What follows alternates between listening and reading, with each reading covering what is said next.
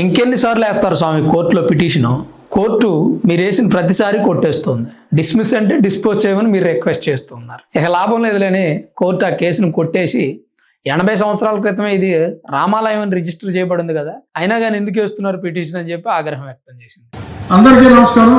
ఈరోజు ఉదయం సుమారు 11:05 ప్రాంతంలో కోర్టు నెంబర్ 5 ఆంధ్రప్రదేశ్ హైకోర్టులో జడ శ్రావణ్ కుమార్ 4వ పిటిషన్. సరే, లాస్ట్ టైం కొట్టేయడానికి సిద్ధంగా ఉన్నప్పుడు అమ్మాయి బాబోయ్ విత్డ్రా చేసుకుంటాను అని ఇలా రకరకాల మార్గాల్లో తప్పించుకున్న శ్రావణ్ కుమారుడు మళ్ళీ ఛాలెంజ్ చేసి అధికారులను నుంచోబెడతాను, రోడ్డు మీద నుంచోబెడతాను, అంతు తేలుస్తాను, మళ్ళీ మరొక పిటిషన్ వేసి చాలా స్పష్టంగా విస్పష్టంగా ఎటువంటి అవకాశం లేకుండా ఈరోజు అతని పిటిషన్ని కొట్టివేయటం జరిగింది. జడా శ్రావణ్ కుమార్ గారు వేసిన, జడా శ్రావణ్ కుమార్ గారు తరపునటువంటి అభ్యర్థులు వేసిన ఎవరైనా ఏని కోర్టులో మాత్రం పిటిషన్ వేస్తూనే ఉన్నారు. రామాలయం కట్టడానికి అస్సలు మేము ఒప్పుకోవట్లేదు, ఆ రామాలయ నిర్మాణాన్ని ఆపేయండి మహాప్రభు అని కోర్టును వేడుకుంటా ఉన్నారు. కోర్టు ఏం చేస్తుంది? సాక్ష్యాధారాలు పరిశీలిస్తుంది. పరిశీలించిన వెంటనే అది రామాలయమే అని చెప్పి తీర్పిస్తుంది. గతంలో కూడా ఆ రామాలయం కట్టడానికి ప్రభుత్వం దగ్గర అనుమతులు తీసుకోండి డిప్యూటీ స్పీకర్ అని చెప్పారు తప్ప రామాలయం కట్టొద్దని చెప్పలేదు కదా. అక్కడే అర్థం అవ్వాలి, ఈ దేశంలో రామాలయం కట్టుకోవచ్చు, చర్చి కట్టుకోవచ్చు, మసీదు కట్టుకోవచ్చు. కాకపోతే చుట్టుపక్కల వారి నుంచి, ప్రభుత్వం నుంచి అనుమతులు తీసుకోవాలి. అది ఎక్కడైనా జరిగేది. మరి ఈ దేశంలో ఇన్ని చర్చిలు ఉన్నాయి, ఏ చర్చికి పర్మిషన్ తీసుకున్నారు నాకు అర్థం కాదు. ఇప్పుడు ఇంకా హిందువుల్ని మీరు రెచ్చగొడుతున్నట్టుగా ఉంది. ఇక నుంచి ఏదైనా చర్చి కడితే కట్టొద్దని హిందువులపై కోర్టులో పిటిషన్ వేస్తారు, ఎదురుదాడి చేస్తారు హిందువులు కూడా. ఇప్పటి వరకు చూసి చూడకుండా పోనీలే ఏదో చర్చి కట్టుకుంటున్నాడు, ఏదో బతుకు తెరువు కోసం, లేదా ఆ మత ప్రచారం ఏదో చేసుకుంటాడులే కానీ అని చెప్పి ఎవడు మాట్లాడాల. వీధికి 10 చర్చిలు పెట్టారు, ఉండేది 10 ఇళ్ళు, 10 చర్చిలు ఉంటాయి. మరి ఈ సంఘం ఎక్కడి నుంచి వస్తుంది? ఎక్కడ పోగేస్తారు క్రైస్తవుల్ని? పోగేయలేరు. అయినా కానీ ఏనాడైనా ఒక్క హిందూ అయినా ప్రతిఘటించాడా? చర్చి కట్టొద్దని ఆపాడా? ఇక బాగా వాళ్ళ స్థలాన్ని ఆక్రమించి కడితేనో అదిగో అక్కల రామిరెడ్డి స్థలాన్ని ఆక్రమించి కడతా అన్నారని అక్కల రామిరెడ్డి ఎదురు తిరిగాడు. అలా మన శాప కిందకి నీళ్ళు వచ్చినప్పుడు తప్ప మామూలు సందర్భాల్లో మనం ఎప్పుడు ఎదురు తిరగల చర్చి కట్టొద్దని. ఇప్పుడు వీళ్ళు ఎలా అయితే రామాలయం కట్టొద్దని పెద్ద ఎత్తున దాడి చేస్తూ, నిరసనలు చేస్తూ, ఆందోళనలు చేస్తూ, సంఘాలన్నీ బయలుదేరి రామాలయం కట్టకుండా ఆపుతామని ఎలా ప్రయత్నం చేస్తున్నారు? ఇదే రేంజ్లో హిందువులు ప్రయత్నం చేస్తే ఈ దేశంలో ఒక్క చర్చి అయినా ఉంటుందా చెప్పండి మీరు? అంటే పరిస్థితి ఎంత దారుణంగా ఉందంటే అక్కడ రామాలయం శంకుస్థాపన జరిగిన దగ్గర నుంచి మరీ గంగిరలు ఎత్తిపోతున్నారు. అసలు ఆపేయాల్సిందే ఇమ్మీడియట్గా, అస్సలు కుదరదని వీళ్ళు వేసిన పిటిషన్లన్నీ కోర్టు కొట్టేస్తుంది. మళ్ళీ కొత్త వాళ్ళతో పిటిషన్. వీళ్ళందరికీ న్యాయవాదిగా జడా శ్రావణ్ కుమార్ గారు. ఇప్పుడు మళ్ళీ కొత్తగా ఒక ఉద్యమం అంట, మన దేవత గొంతేనమ్మని కాపాడుకుందాం అంట. మన దేవత అంట. మరి మీ దేవత అయితే ఇన్ని రోజులు పూజలు చేయలేదు, ఎందుకు ఆలయాన్ని పాడు పెట్టారు? అది రామాలయమా గొంతేనమ్మ గుడి అన్నది పక్కన పెట్టండి, రెండు హిందూ దేవుళ్లే కదా. పురాణాల ప్రకారం, మనం ఇతిహాసాల ప్రకారం ఆ ఇద్దరు కూడా హిందూ మతానికి సంబంధించినటువంటి దేవుళ్ళే. మరి ఇక్కడ హిందూ ఆలయాన్ని నిర్మించొద్దు అని చెప్తున్నటువంటి వ్యక్తులు గొంతేరమ్మ ఆలయాన్ని ఎందుకు పాడుపడిలాగా చేశారు? ఎందుకు ఆమెకు పూజలు చేయలేదు?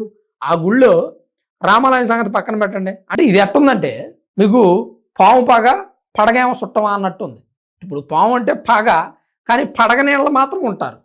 అరే రామాలయం ఏమో మీకు నచ్చదు, గొంతేరమ్మ ఆలయం మాత్రం కావాలి. గొంతేరమ్మ ఆలయం కూడా హిందువులదే కదరా బాబు. నాకు అసలు అర్థం కావట్లా. ఇక్కడ ఈ టెక్నిక్ ఏంటి, ఈ రాజకీయం ఏంటి, ఈ ఉద్యమాలు చేయటం ఏంటి, నాయకులు అవ్వాలనుకోవటం ఏంటి? ఈ ఉద్యమంతో నాయకులు అవ్వటం ఎందుకు? మీకు నాయకత్వ లక్షణాలు అంటే మామూలుగా నాయకులు పెద్ద ఎత్తున నిరసనలు తెలియజేస్తామని ఫేస్బుక్లో మన ఆలయాన్ని కాపాడుకుందామని చెప్పి పోస్టులు పెడుతున్నారు. ఏం కాపాడతారు మీ ఆలయాన్ని?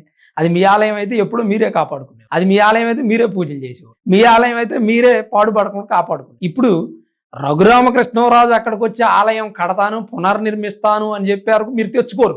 ఒకవేళ ఆయన కట్టడానికి వచ్చాడు అనుకోండి, ఏమంటే అక్కడ రామాలయం ఉంది కదా, ఇది గొంతేరమ్మ ఆలయం కదా, గొంతేరమ్మ దళితులకు సంబంధించిన దేవత కాబట్టి ఆ స్థలంలోనే ఓ మూల గొంతేరమ్మ గుడి కూడా కడదామండి, అక్కడ రామాలయం కట్టుకోండి అని చెప్పి రామాలయం కట్టేవారు. గొంతేరమ్మ ఆలయాన్ని కూడా పునర్నిర్మించారు. ఏమీ చేయట్లేదండి. దాని అర్థం ఏంటి? వీళ్ళకి కావాల్సిన గొంతేరమ్మ శ్రీరాములు వారో కాదు, వాళ్ళకి కావలసిందల్లా ఆ స్థలం, ఆ స్థలం మీద ఆధిపత్యం. అక్కడ నిర్మించినటువంటి చర్చిలకి ఎలాంటి ఇబ్బంది కలగకుండా, చర్చికి వచ్చేవారి సంఖ్య తగ్గకుండా ఉండడానికి చేసేటువంటి కుట్ర ఇది. కానీ ఇంకా మనం డీప్గా రీసెర్చ్ చేస్తే చర్చికి వచ్చేవాళ్ళు సడన్గా ఆగిపోయి రామాలయానికి వస్తారా? మనలో మన మాట, వస్తారా?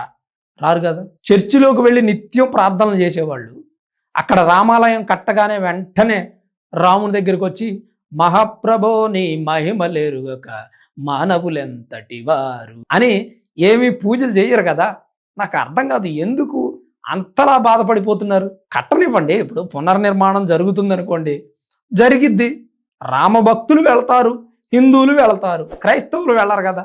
పోని క్రైస్తవులు వెళ్ళకపోతే మీరు రావాల్సిందే అని ఎవరైనా మెడబట్టి లాక్కొస్తారా?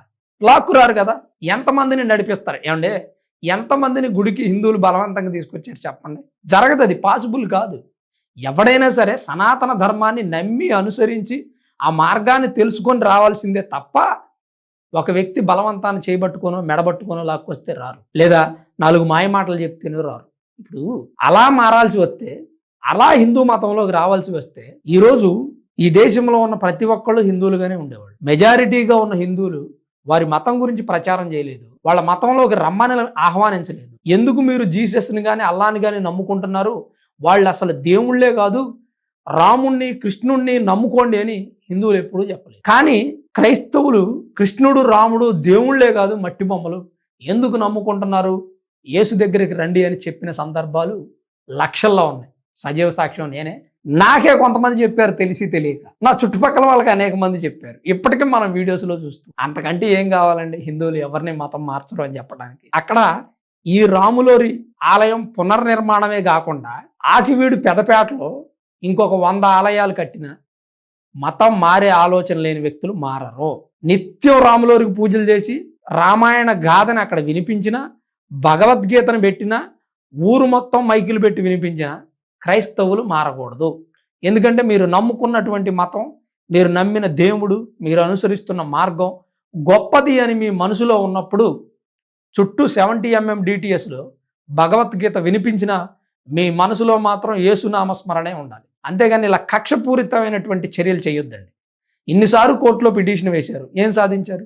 మీకు కాళ్ళ నొప్పులు, ఆయాసం, పిటిషన్ వేయడానికి అయ్యే ఖర్చు, మీ తరపునే న్యాయవాది, అంతకు మించి ఏమి లేదేడా. ఇక్కడ రామాలయం నిర్మిస్తోంది చట్టబద్ధంగా, చర్చిలు నిర్మించినట్టు అక్రమంగా కాదు. నిజంగా నిజాయితీగా అన్ని పర్మిషన్లు తీసుకొని చర్చి నిర్మించినటువంటి వ్యక్తుల్ని నేను తప్పు పట్టట్లేదు. దయచేసి నా మాట అర్థం చేసుకోండి. నేను గతంలో కూడా చెప్పా, క్రైస్తవులకి నేను వ్యతిరేకం కాదు. అలానే హిందూ మతాన్ని కూడా మీరు వ్యతిరేకించకూడదు, మీరు పాటించొద్దు, వ్యతిరేకించొద్దు. మేము క్రైస్తవ మతాన్ని పాటించాం కానీ వ్యతిరేకించాం, మాకేం అవసరం? మీరు చర్చి కట్టుకోండి, వెళ్ళిపోండి. మీరు పర్మిషన్లు తీసుకోకుండా కడితే ప్రభుత్వం మీ పని చూస్తుంది. మీ చర్చికి వచ్చే వ్యక్తులకు మీరు ఏదైనా ఇబ్బంది పెడితే పోలీసులు మీ పని చూస్తారు. మాకేం అవసరం అండి? మీ చర్చికి వెళ్ళండి, మీ దేవుణ్ణి మీరు ప్రార్థించుకోండి, తప్పు కాదు. కానీ మమ్మల్ని మాత్రం అడ్డుకోవద్దు అని చెప్పి నేను మీకు అందరికీ కొంతమందికి తెలియజేస్తూ ఉన్నా. ఈ వీడియో చూసే వాళ్ళకి ఇందులో ఎవరైనా యాంటీ హిందువులు ఉంటే దయచేసి ఎవరు బాధపడద్దు, నేను ఎవరికి వ్యతిరేకం కాదు. అయితే కోర్టులో ప్రతిసారి పిటిషన్ వేయడం, ఆ పిటిషన్ కొట్టేయడం, దొబ్బులు తినడం, డిస్మిస్ చేస్తా అంటే డిస్పోజ్ చేయమని అడుక్కోవడం, ఇది కామన్ అయిపోయింది. మరి రామాలయం విషయంలో ఇంత జరిగినా వీళ్ళకి బుద్ధి వస్తుందా రాలేదా అనేది పెద్ద ప్రశ్నగా మారింది. మరి ఆకివీడు రామాలయంపై 4వసారి కోర్టులో పిటిషన్ వేయడం జరిగింది. కోర్టు ఆ పిటిషన్ కొట్టేయడం జరిగింది. ఇక సుప్రీంకోర్టు తప్ప వీళ్ళకి వేరే దారే లేదు. మరి సుప్రీంకోర్టు కూడా దొబ్బులు పెడితే అప్పుడేమో ఆగుతారేమో చూద్దాం. మరి ఈ 4వసారి పిటిషన్ వేయడంపై మీ అభిప్రాయం ఏంటి? మీరేమనుకుంటున్నారు అనేది తప్పకుండా కామెంట్ రూపంలో రాయండి. వీడియో చివరి వరకు చూసిన మీ అందరికీ పేరు పేరున ప్రత్యేకించి ధన్యవాదాలు.